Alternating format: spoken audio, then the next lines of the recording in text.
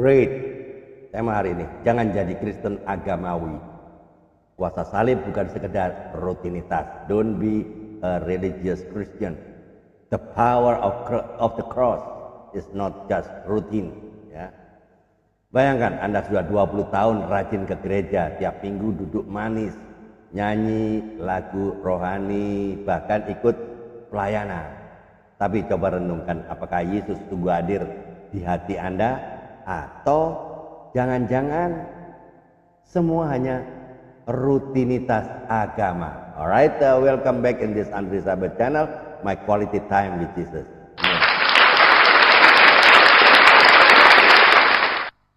Alright teman-teman, karena Yesus tidak pernah mati di kayu salib supaya kita jadi Kristen agamawi. Dia mati supaya kita punya hidup yang diubahkan, ya. Alright,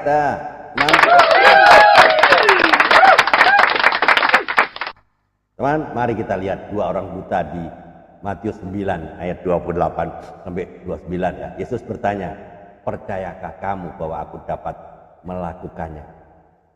Sekilas itu kan pertanyaan aneh. Semua orang tahu bahwa orang buta itu pasti ingin sembuh, ya enggak? Tapi Yesus tidak hanya cari kebutuhan mereka, Ia cari iman mereka itu ya. Mereka tidak sekedar berkata, kami butuh mata. Tapi mereka berkata, ya Tuhan, kami percaya. Iman mereka diucapkan. Ya. Faith must be spoken, not just felt. Ya. Iman harus diucapkan, bukan hanya dirasakan. Ya.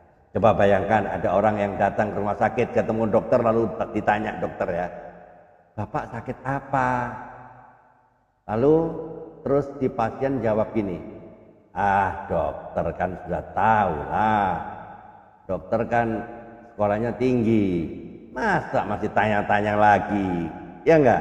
Selalu itu kan?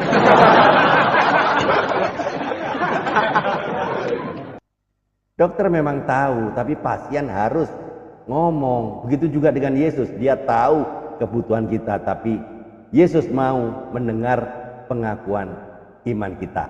Ya, teman-teman, iblis tenang kalau kita puas dengan rutinitas agama. Iblis tidak takut orang Kristen yang rajin ibadah tapi kosong tanpa kuasa salib.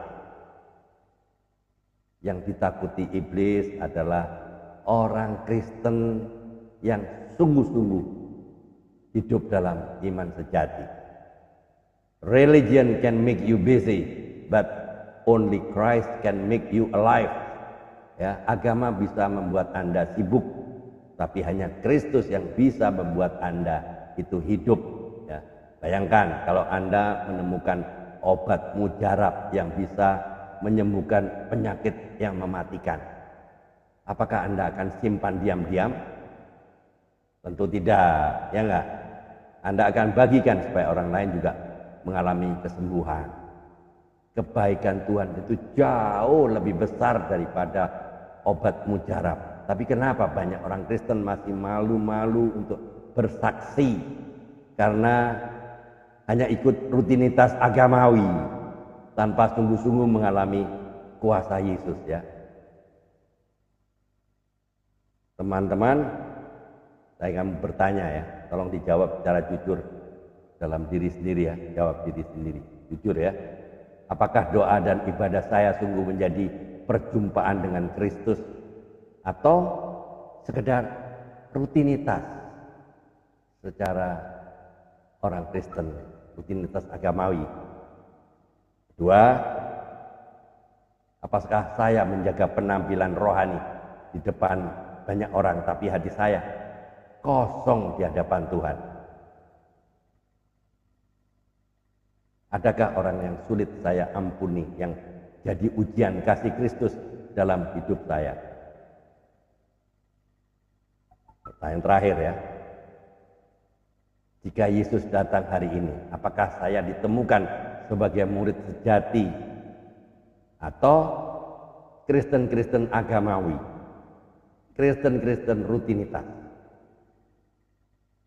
Ya, dari 4 pertanyaan ini tolong jawab secara jujur ya.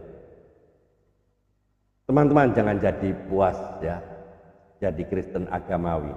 Jangan sekedar hadir di gereja, jangan sekedar hadir di persekutuan doa, jangan sekedar hadir di Zoom, tapi kosong di hati. Yesus mati di salib supaya Anda punya hidup yang baru. Ingat kata-kata ini ya. Don't just go to church, be the church. Jangan hanya pergi ke gereja, jadilah gereja itu sendiri. Mari, jadilah pengikut Kristus yang sejati, berani bersaksi, hidup dalam kuasa salib.